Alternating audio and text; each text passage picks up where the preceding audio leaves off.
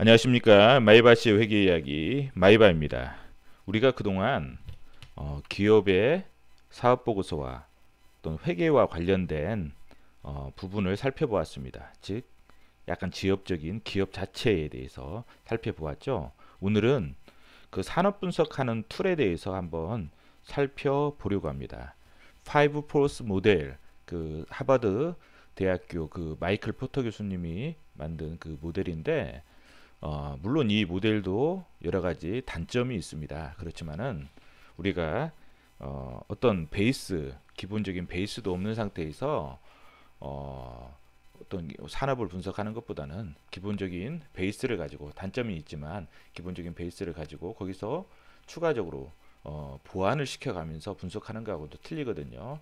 그래서 오늘은 5 포스 모델에 대해서 간단하게지만 개념만 좀 파악하고 가는 시간 갖겠습니다. 출처는 기업가치평가, 사례로 쉽게 배우는 기업가치평가, 김경진 씨가 쓴 이 책을 이 책에 있는 내용을 가지고 한번 살펴봤습니다. 그래서 5가지, 즉 시장 내의 경쟁, 기존 경쟁자 위협이라고 하고요. 그 다음에 진입장벽, 신규 진입자의 위협, 그 다음에 대체제의 위협, 공급자의 파워, 고객의 파워, 이 5가지 를 한번 살펴보는 시간을 갖겠습니다. 진입장벽, 신규 진입자 위협. 진입장벽에 대한 분석은 어때요? 신규 경쟁자가 얼마나 자유롭게 시장에 진입하고 퇴출할 수 있는지 여부를 분석하는 것입니다. 진입장벽을 형성하는 주요 요인에는 투자금액, 기술 수준, 그다음 철수 비용이 있을 수 있습니다. 우선 반도체 산업의 경우에는 어때요? 경기 변동 사이클이 짧고 거기에다 생산 라인 한 개에 소요된 투자 비용이 보통 한 수조 원씩 들잖아요. 상당히 투자 금액이 커요. 거기다 기술 수준도 상당히 높고요. 그리고 시장을 진입한 이후에도 대규모 R&D 투자를 통해서 계속 제품 성능을 향상하지 않으면 도태가 될 수 있거든요. 그리고 여러 가지 업황이 안 좋아진다든지 하면은 어때요? 그 많은 투자금에 투자를 했기 때문에 위기가 올 수도 있잖아요. 그렇기 때문에 진입장벽이 상당히 높습니다. 그리고 그래서 상대적으로 산업 평균에 비해서 높은 수익률을 발생을 하죠. 리스크도 좀 크다는 거죠. 정유 산업 같은 경우는 우리가 설비 투자할 때에도 많은 투자 비용이 소요가 돼요. 그렇지만 설비 투자 후에도 혹시 이제 설비를 축소한다거나 철수할 때 여러 가지 환경 문제가 발생합니다. 그래서 기존 설비를 철거 과정 시에 과다한 환경 비용이 들기 때문에 어때요? 쉽게 진입하거나 철수할 수가 없는 그런 산업이에요. 정유 산업이. 두 번째는 대체제의 위협입니다. 신규 진입자가 없고 진입 장벽이 높다 할지라도 기존 제품을 대체할 수 있는 제품이나 서비스가 많다면 경쟁자가 신규로 시장에 진입하는 그러한 효과가 있어요. 그래서 보통 KTX나 국내선 이런 부분은 뭐냐면, 우리가 그 KTX가 도입되기 전까지는 서울, 부산의 어떤 국내선 고객들이 좀 많이 존재했지만 KTX가 건설된 이후에는 어때요?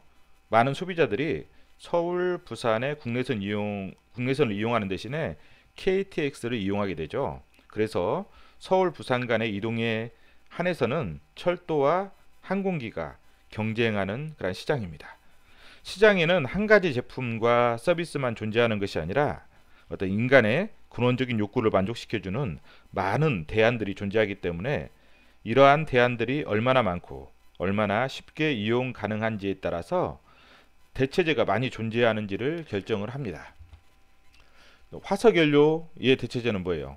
신재생 에너지죠. 태양열, 풍력 등 이런 부분들도 강력한 대안으로 떠오르고 있고요.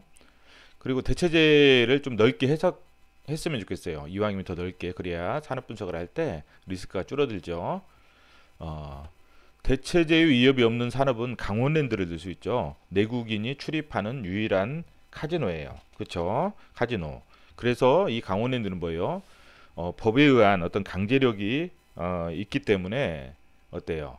사회적 분위기나 정치 권력이 또 변할 경우에는 또는 독점적 지위를 상실할 그러한 위협으로 작용할 수도 있어요.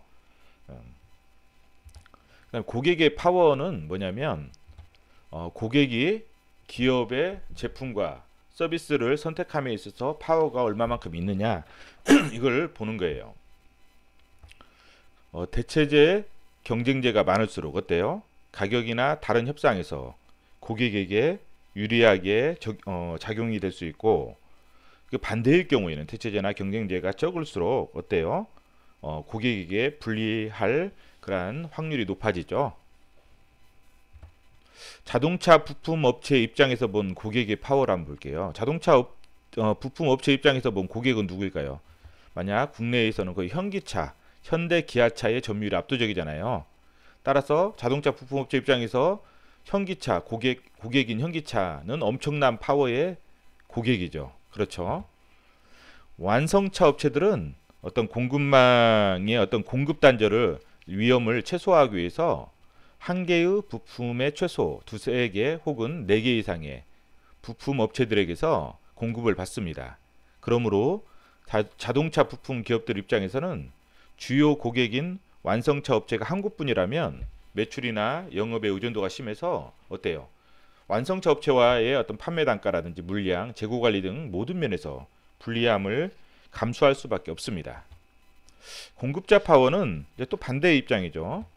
기업에게 제품이나 서비스를 공급하는 공급자의 파워에 따라서 산업의 매력이 달라집니다. 즉 완성차 입장에서 본 공급자 파워를 한번 볼게요. 완성차 입장에서 보는 공급차는 뭐예요? 자동차 부품 업체들이죠. 어때요? 핵심 부품인 엔진이나 전기장치 등 몇몇 부품을 제외한 부품은 대부분의 부품들은 어때요? 공급자들 간 기술적 차별화가 아주 낮아요. 공급자들은 추가적인 매출처를 찾기도 어렵기 때문에 완성차 입장에서 본 공급자의 협상력은 매우 낮죠. 이러한 협상력의 차이로 인해서 자동차 산업에서는 부품 기업들이 CR이라는 업계 관행을 적용해요. 코스트 리덕션. 자동차 신모델이 시장에 출시되면 동일한 모델로 짧게는 1, 2년, 길게는 5년 이상 생산되고 판매되죠. 이 과정에서 어때요? 계속 제조를 하니까 학습 효과가 발생해서 생산성이 향상이 되고, 따라서 부품 업체에게 부품 납품 단가를 매년 일정 수준 낮춰서 공급하라고 요구를 합니다. 그래서 공급자의 파워를 결정하는 요인을 살펴보면 첫 번째 공급자와 고객의 상대적인 수, 그렇죠? 누가 더 경쟁자가 많냐 이 말이죠. 그렇죠? 그 다음에 두 번째는 공급자만 갖고 있는 특별한 기술. 특별한 기술이 있다면 협상에서 유리해지겠죠. 공급자와 파워가 커지겠죠. 그 다음에 세 번째, 공급자들이 다른 곳에 동일한 제품을 큰 거래 비용 없이 공급할 수 있는 가능성. 그렇죠. 고객이 여러 명이면 아무래도 공급자의 파워가 높아질 수 있다는 거죠. 시장 내의 경쟁, 이 부분은 기존 경쟁자의 위협이죠. 시장 내의 경쟁을 판단할 때 시장 내에 몇 개의 경쟁 업체들이 존재하는지를 판단해야 됩니다.